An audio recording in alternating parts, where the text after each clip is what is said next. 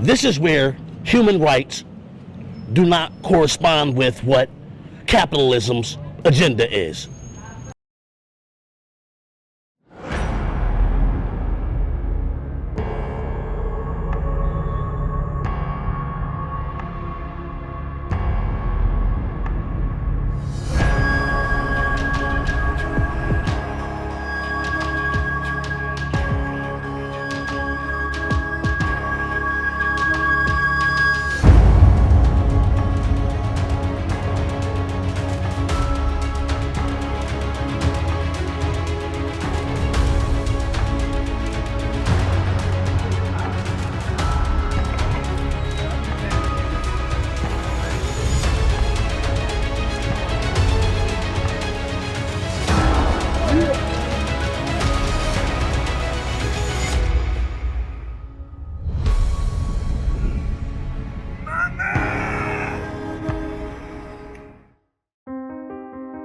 A mobile thrift store.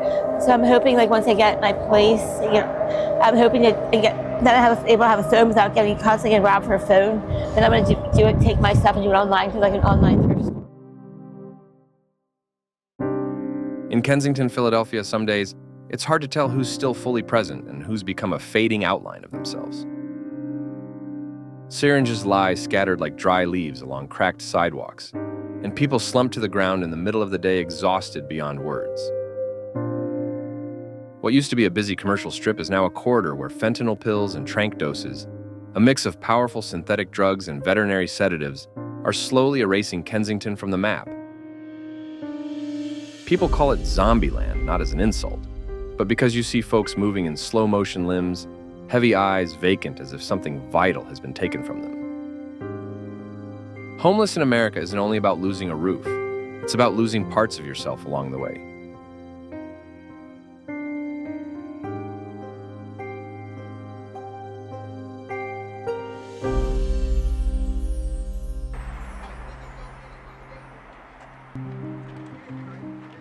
Where the fuck am I at?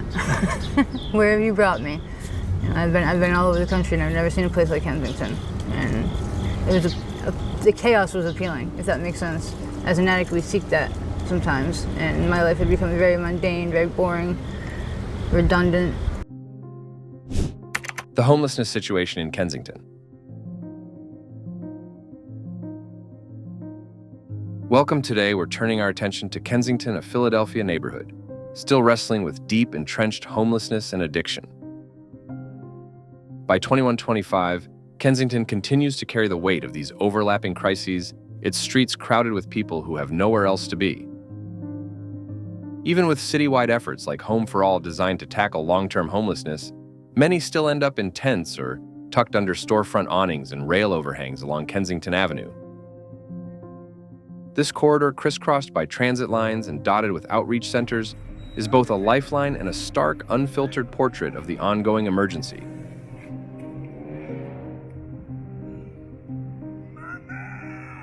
Groups such as Prevention Point Philadelphia and Project Home step in where they can, offering food, basic health care, and harm reduction supplies to thousands every month.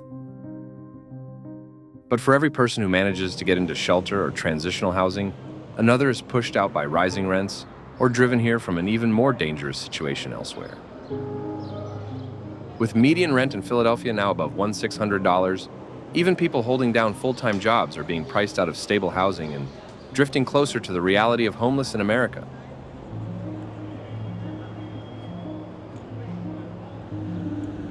Official data points to a slight dip in unsheltered numbers between 2020 and 2024, but those statistics often miss people sleeping in train stations, on late-night transit, or in hidden corners most of us never see. The impact on the human spirit is unmistakable.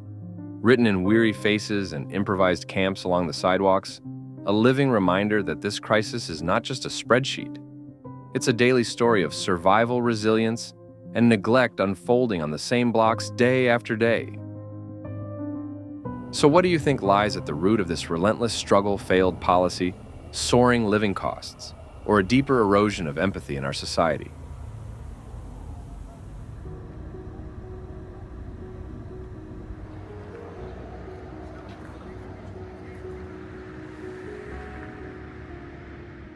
Oh, like the open wounds.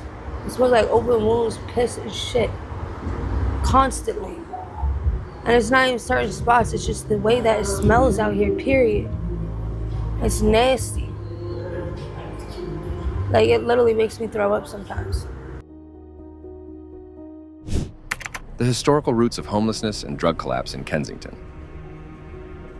The story of homelessness in Kensington stretches back decades, rooted in the rise and fall of a working-class neighborhood. For years, factory whistles and warehouse shifts set the rhythm of life here. A steady job meant rent, paid food on the table, and a sense that tomorrow was at least somewhat secure. When the factories closed and moved away, they didn't just take paychecks. They stripped the community of its heartbeat, its pride, its routine, the sense that Kensington was a place where hard work could still build a future. Over time, empty factories morphed into hollow shells, first sheltering birds and dust, and later people who had nowhere else to land. The shimmer of the American dream dimmed, replaced by broken windows, and the cold glare of streetlights shining down on forgotten blocks. In a neighborhood where affordable housing and accessible healthcare are in short supply, even a single setback, a missed paycheck, an eviction, an unexpected injury can push someone over the edge into homelessness. Kensington turned into a trap of last resort, a landing spot for those who had run out of other options. Its streets cluttered with trash and traces of everyday struggle speak of lives hanging on by a thread of endurance in the face of impossible odds. By 2025, Kensington's suffering was magnified by a dangerous blend of substances. Fentanyl combined with xylazine and other sedatives like metatomdine created an open-air nightmare. The air carries the bite of chemicals, and the ground is marked by discarded syringes, fragments of stories slipping further out of reach.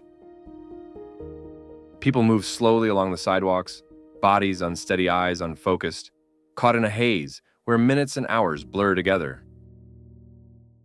A few crumpled bills buy a brief escape, but the cost is everything left body, mind, and spirit.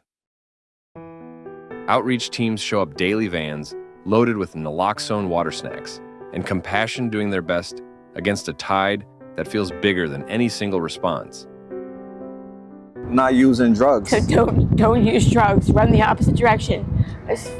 Run as far as fast as you can. It's not worth it. What they face isn't just a drug crisis. It's a fracture in our shared sense of responsibility, a human breakdown at the core of homeless in America. The city, despite real attempts to help, often ends up offering only short-term relief. Each cleanup operation, each cleared encampment, uncovers another layer of hurt, a deeper wound that refuses to close.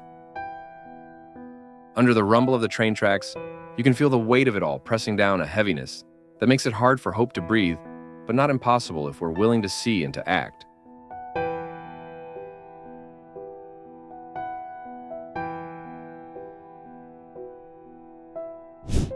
Crime in the underground world of street survival.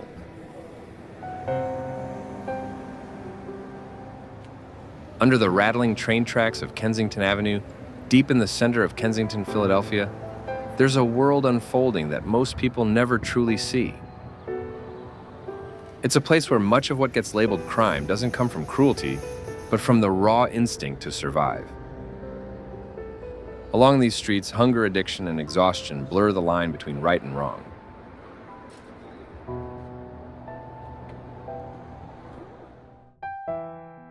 A stolen backpack might mean a few days of meals.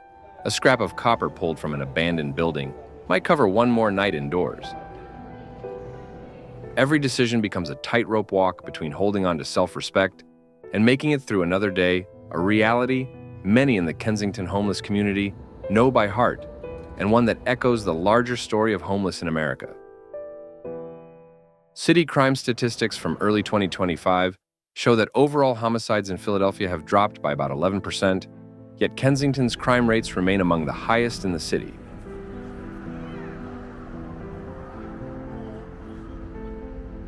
Property offenses and drug-related charges continue to rise, fed by an underground economy that survives in the shadows of disinvestment, where Philadelphia drug addicts' street life isn't a stereotype, but an everyday struggle to get by. For many, these actions aren't driven by greed, they're sparked by fear and necessity in a system that seems to have left them behind. Every person labeled a Kensington addict carries a story far deeper than what any quick glance reveals.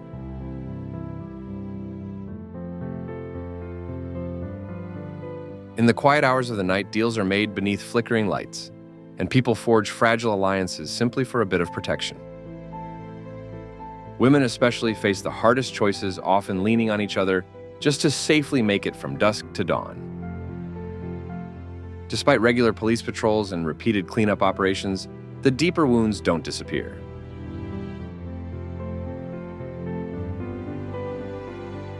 This isn't only about breaking laws. It's about broken trust, missed chances, and pain that rarely makes the headlines. In this hidden world, you don't just encounter offenders. You see human beings doing whatever they can to stay alive when every option feels like the wrong one. So the question lingers, what would any of us do if survival left us with no good choices at all?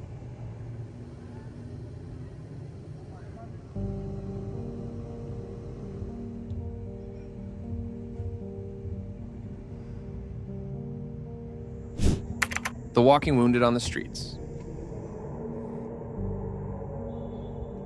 Kensington's streets hold a reality many people aren't ready to confront.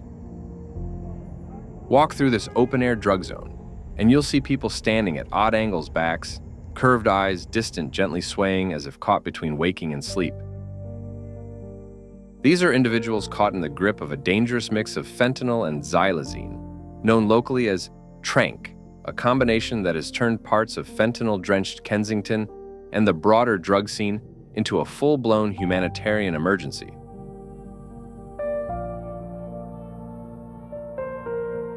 The substances are so powerful they dull pain, hunger, and awareness all at once, leaving behind scenes that stay with you long after you've walked away.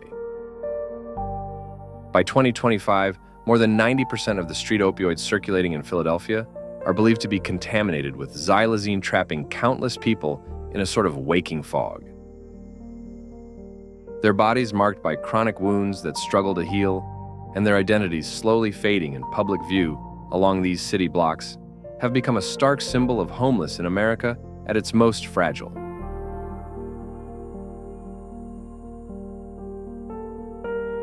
Paramedics rush into this chaos every day, performing emergency interventions on many of the same people again and again. But because xylazine does not respond to standard overdose reversal medications, first responders in fentanyl-heavy Kensington often find themselves doing everything they can and still feeling powerless as someone slips away. For every person labeled a fentanyl addict in Kensington, there's a repeating cycle: rescue, collapse, rescue again.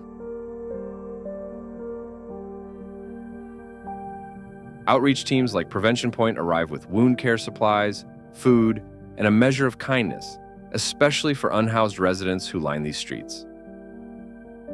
Yet no matter how devoted they are, their efforts are constantly outmatched by the scale of the crisis. To many passersby, the still figures along the sidewalk have become part of the background, just another element of Philadelphia street life and the broader Philadelphia homelessness emergency. But behind every motionless body lies a person, someone's child, someone's sibling or friend, caught in a struggle they never imagined and never wanted to lose.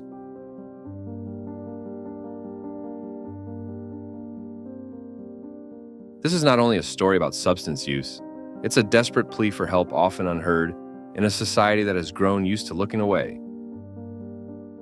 In Kensington's homeless corridors, the suffering blends into the everyday noise until it almost feels normal.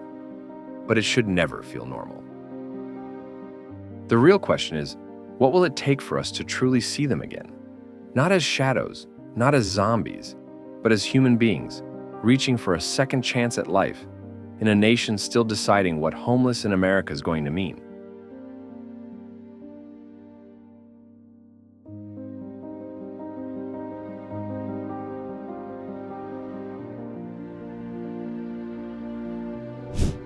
Beacon of Hope, Solutions with Roots.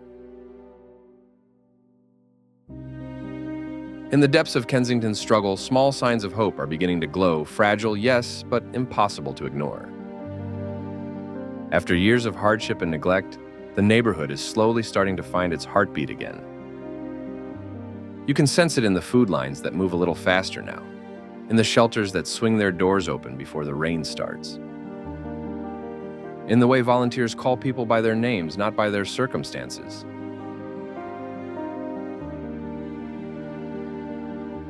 These aren't grand miracles. They're simple human gestures that restore dignity, one small step at a time, and they echo far beyond Kensington into the broader story of homeless in America. The 2025 Kensington Community Revival Report highlights how much has begun to shift. More than $21 million in grants have flowed to 63 local organizations, from teams offering clean supplies to single mothers, to programs rebuilding trust in family-focused housing. One of the city's proudest accomplishments is a growing wellness ecosystem that weaves together treatment housing and employment into a unified support network.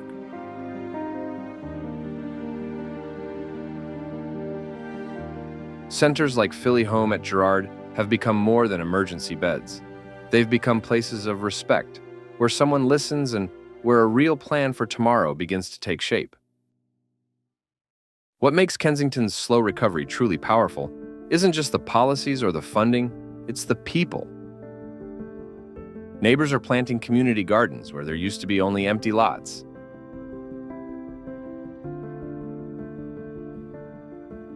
Artists are turning cracked walls into murals. Local cafes are hiring folks who once slept in their doorways. In Kensington, change doesn't usually arrive as one big wave. It shows up in quiet, steady heartbeats. Every small win is a reminder that real transformation doesn't start in a conference room. It starts with compassion, person to person, block by block.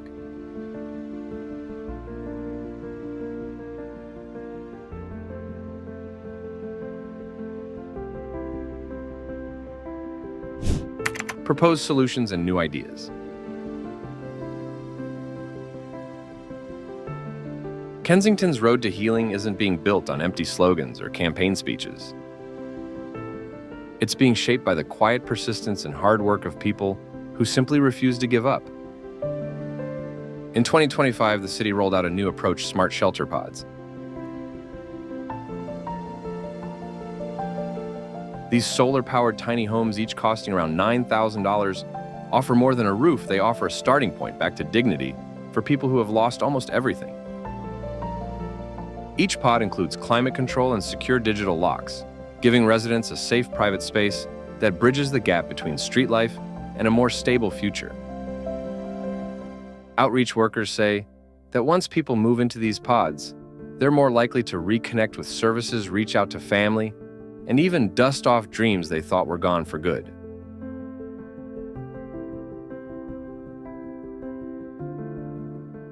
But a place to sleep is only the first step. Mental health care in Kensington has stretched far beyond traditional office visits. The Philadelphia Recovery Network now brings counseling right to the sidewalks, with mobile vans staffed by therapists who come ready to listen. Using tablets and telehealth, people can access support even if they don't have ID insurance or a fixed address, a critical shift in a city that reflects so much of homeless in America.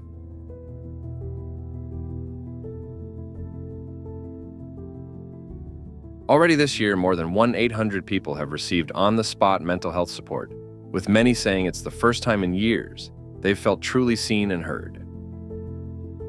Real transformation also comes from putting power back in people's hands. The Kensington Works initiative helps launch neighborhood micro-businesses, food stands, bike repair corners, recycling crews, all led by people who once slept on these same streets.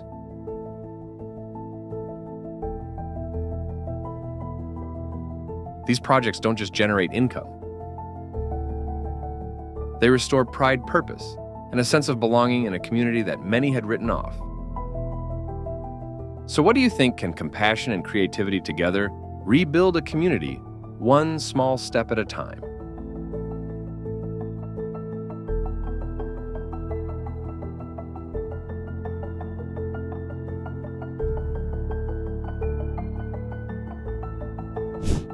Personal reflections.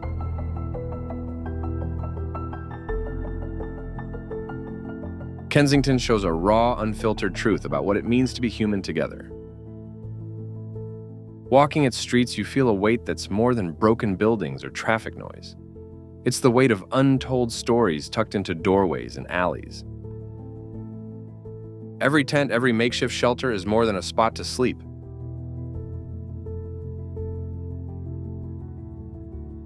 It's a fragile little universe holding pieces of dreams that were never meant to shatter. The people here aren't faceless.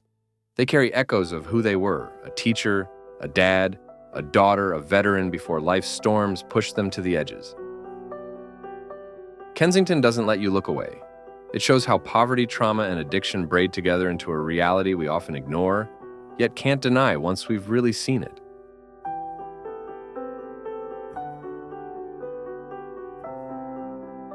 And still in all this pain, there's a quiet, stubborn resilience.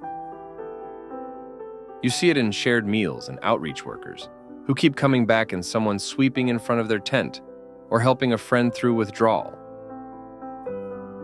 Through Kensington and the larger lens of Homeless in America, I've learned empathy isn't just a feeling, it's a choice.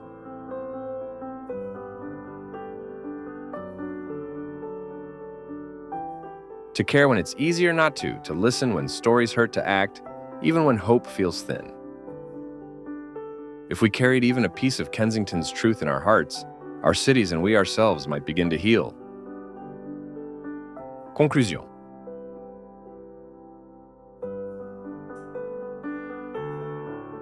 Kensington Avenue is more than a neighborhood. It's a mirror held up to America's conscience and to the reality of homeless in America. Beneath the cracked sidewalks and crowded tents are people holding on with quiet strength, proving hope hasn't fully faded. In 2025, community wellness programs, housing first efforts, and the Kensington Community Revival are starting to make a difference, yet many still wait for a better job or simply someone who will listen.